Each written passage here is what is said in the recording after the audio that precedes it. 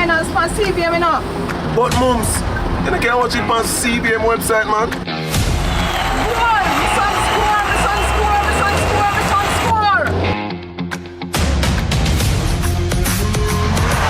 score! Greatness begins here.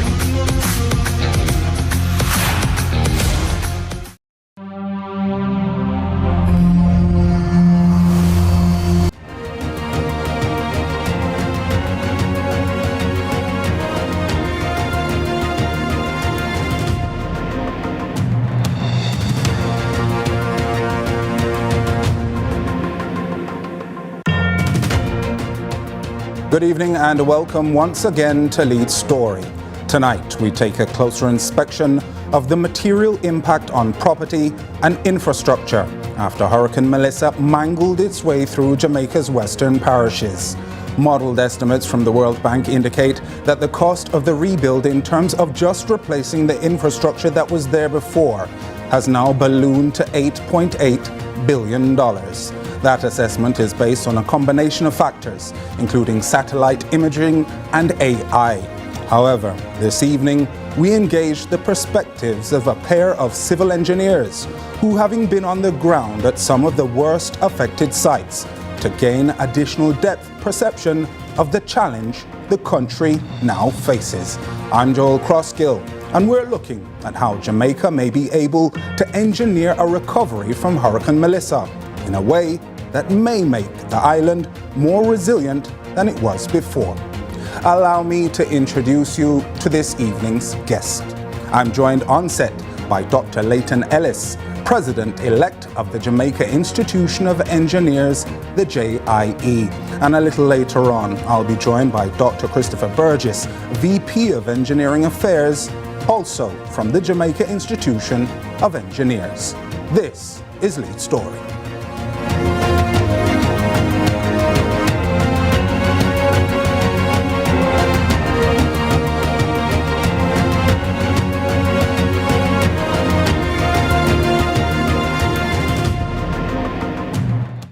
Welcome back. Thank you so much for staying with us here on Lead Story. Now, we're pressed for time, so I'm going to get straight into things. Dr. Ellis, you've toured some of these spaces through your engineer's eyes. Can you tell us what you saw?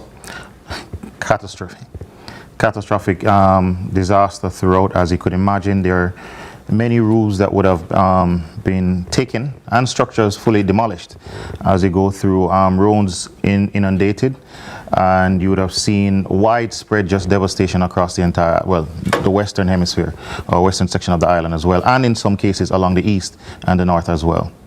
We, during yesterday's press conference, a lot of numbers were coming out as it relates to the impact of Hurricane Melissa, and we learned there that approximately 156,000 dwellings had been damaged, and 24,000 of those were a complete loss. Yeah. Those numbers sound accurate. Yeah.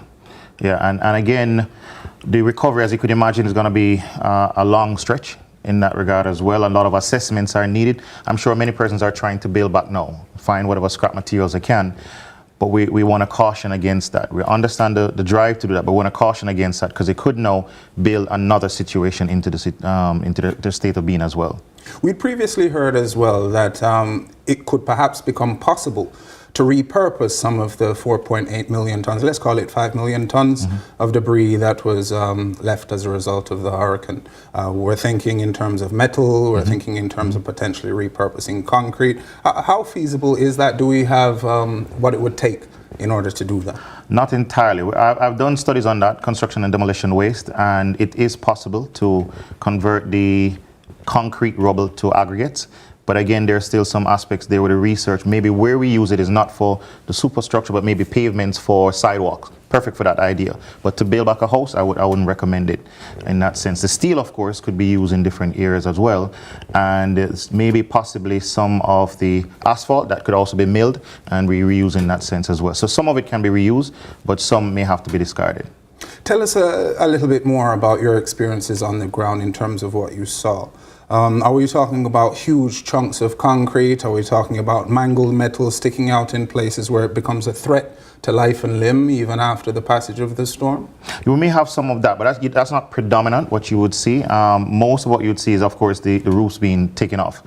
And most of the concrete structures, the physical structure itself would have been able to withstand some of those forces. But what we're not seeing, or what we have seen, is a lot of roofs being taken off for varying reasons. Some, we've seen termite issues. For some, it has to do with the spacing, inappropriate spacing of the members. Other cases may have just been inappropriate construction in some cases. And of course, some just took the full brunt of the force of the hurricane as well. So it's a mixed situation in that regard as well. Now, Dr. Ellis, I'm upon a quick break, but you mentioned roofs, and I'm sure many of you at home will be wondering how come some of the images that you saw of the destruction, some of the buildings were able to maintain their roofing. Perhaps we can get an answer to that on the other side of this break. This is Lead Story.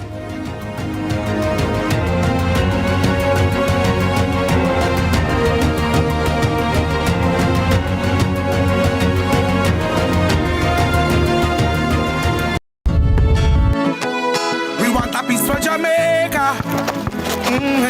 Yo, what are you? Oh man, none of that. No, brother, no, man.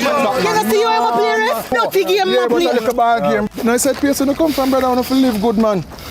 I want to live good, brethren. No shake on, I can play a little bad, brethren. Really have to shake on? Yeah, man, and no badness, brethren. Just live good, man.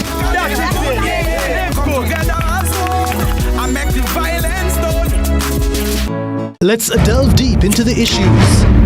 We'll take you beneath the surface.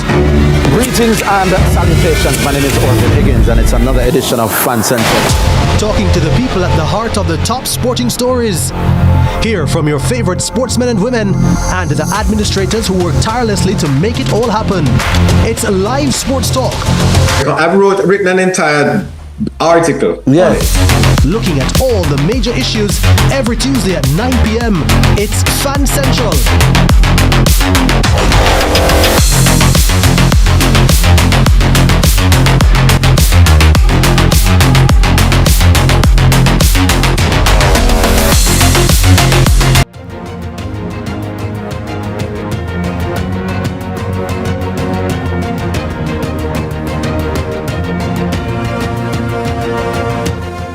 Welcome back. This is Lead Story. We're looking at the potential of engineering to help Jamaica build back better following the passage of Category 5 Hurricane Melissa. Now, I mentioned earlier in the broadcast that yesterday's press conference was highly informative in terms of showing us the extent of the damage that was incurred in those spaces. And I believe we have a bite now from Lilia Barunchuk of the World Bank. All right, so let's have a look at it. And I believe in this bite, she's telling us about the damage to residential properties. Damages account for $3.7 billion US. And this is 41% of the total estimated damages. And this is the largest category of damages. It includes houses and their contents, and also includes mixed-use buildings, which are characterized as residential. The first one, residential building. All right, that's Lilia Barunchuk of the World Bank. You heard there the figures, 3.7 billion, and the largest category. We mentioned before the break that roofs were concerned. Obviously, roofs provide a degree of protection from the elements in this circumstance. Can you comment on roofs? On the roofs. Well, again, what we've seen, as you rightly indicated just before the break, some roofs survived and some didn't. And from what we've observed, those that did survive, fortunately, were the ones that were engineered. They had the financing, let me put it that way, in order to ensure that the appropriate spacing and fasteners were used to construct those roofs. They may have appeared similar prior to the hurricane, but naturally now, when tested, it revealed what was the truth as to which one was properly constructed and engineered and which one was not. Now, I would want to also caution, because again, speaking from an engineering perspective, I would like to believe that some structures may have also been engineered. But unfortunately, during the construction phase, for whatever reason, there may have been certain parameters were not maintained. And as a result, we saw the level of damage that we were able to witness in that sense as well. Now, in our codes and standards, allow for a Cat 5 hurricane? Currently, no, it doesn't. So we did see wind forces higher than what the standard is presently, and that would have contributed. But I still believe that from what we've assessed, when we look at the level of damages, if the code was adhered to in a number of how the structures were built, less damage would have been occurring as a result of that. So we've seen that. Now, is it a material challenge? So, for instance, you have a Category 5 hurricane. Let's say you have 200-kilometer-hour winds. Is concrete in its current form able to withstand those forces? The simple answer is yes, predominantly concrete when constructed appropriately, because the truth is not all concretes are made equal. And I've known of a number of cases where that is unfortunately the point. But if it is engineered and constructed appropriately, yes, it can withstand those forces. Where we still want to caution not everyone to run now and make slab roofs, it brings in another trouble. And that, of course, is another hazard that we experience is earthquakes. That could be now be the new paradigm that we're going to find ourselves with if we should just make a transition without the structures being assessed and engineered to take that additional load that comes from a slab versus what you might have with a timber roof. So we would want to caution persons, don't just run out and start slabbing all your roofs just because you saw your neighbors withstood the hurricane. It needs to be assessed and ensure that it can take the load appropriately. Absolutely. We also heard mention of roof straps prior to the passage of the hurricane. What kind of material impact do they have if you have suitable construction to begin? All right, so the roof straps here referring to the hurricane straps, right? So again, a number. All right, so let's just be frank. Honestly, when you're building a house, most persons have all the money up front, or most of the money up front. And so you start very appropriate with your foundation. Most times by the time you get to the roof, the money is diminished. And as a result, that's why you find persons possibly starting to cut certain corners at that point in time. And sadly, one of the things that they cut the corner on may be in terms of hurricane straps. Very, very crucial for ensuring that they're appropriate size and type of straps that need to be affixed to those roofs, and that they're screwed. All those holes that you see in those straps are there for a reason. They're not there for decoration. All of them need to ensure that they have the right screws or nails appropriately designed for that. That's how you get the thing to work the way it was designed to work. Many times you find some contractors cutting those corners, say, oh, 2 could work, even though there are 4 holes. Use all the holes, all the holes are there for a reason to do it appropriately.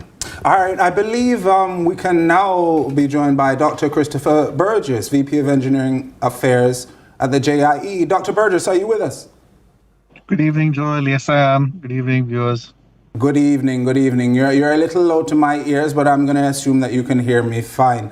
So up until this point, we've been talking about what was observed on the ground during your tour of some of the worst affected areas. We heard of the materials that have been challenged as a result of the passage of the hurricane. I'd first of all like to get your perspectives on what you saw when you toured some of these spaces, Dr. Burgess. All right. I share Leighton's overall sentiment of a general sense of catastrophe. I've toured the South Coast, over the hills in southern St. James and northern Westmoreland, and into Montego Bay and into Trelawney.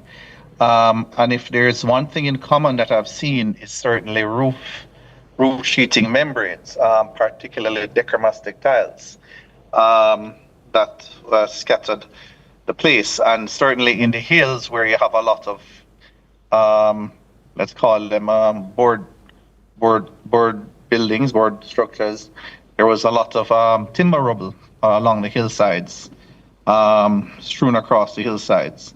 So certainly in terms of reuse or repurposing, I don't think much of what is there can be repurposed, but certainly what we saw along the coast were men, I don't want to say straightening out some of the zinc sheeting and repurposing them. People have started to rebuild in numbers, particularly those that are of our lower income. You know, they have to put a shelter back over their home. Their homes perform the worst, unfortunately, and so they have to get some shelter going, some emergency shelter going. So that was what I observed, a lot of roof sheeting and young men straightening out zinc sheeting and putting them back on the 4x4, the 4x2. timber Dr. frames or Burgess, weak frames. thank you so much for that insight. I think our audience would be appreciative to learn that Dr. Burgess, his area of expertise his areas of expertise are varied, but certainly environmental and coastal issues are very close to his wheelhouse. We'll dig into a little bit more of those after the break. This is Lead Story.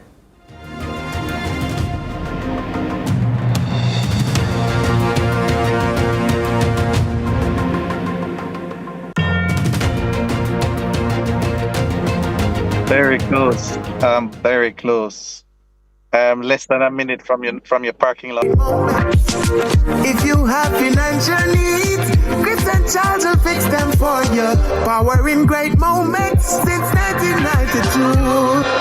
Oh, we have it all. Powering great moments. Relax, you got Chris and Charles. Oh, we have it all. When you think alone, think Chris and Charles. Visit VC's Electrical Sales today at 21 Mannings Hill Road, Kingston 8. Come see why VC's Electrical Sales is your go-to for quality electrical supplies at great prices. Check our website to see a sample of our products or call us for the full inventory at 876-622-9800. VC's Electrical Sales, also known as VC's Electrical Depot.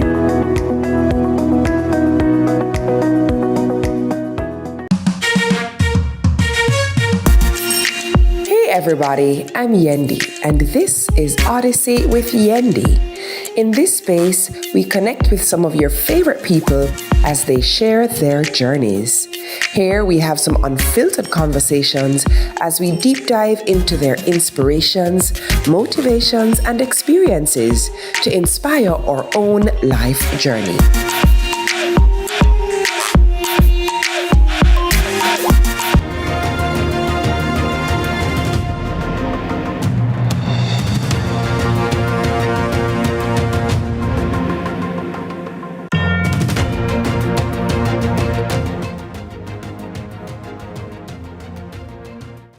Rebuilding better and more resiliently.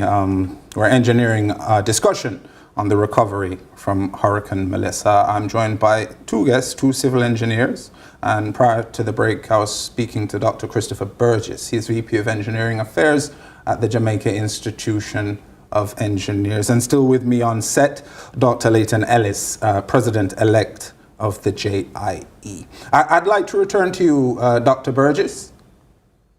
Yes, Joel.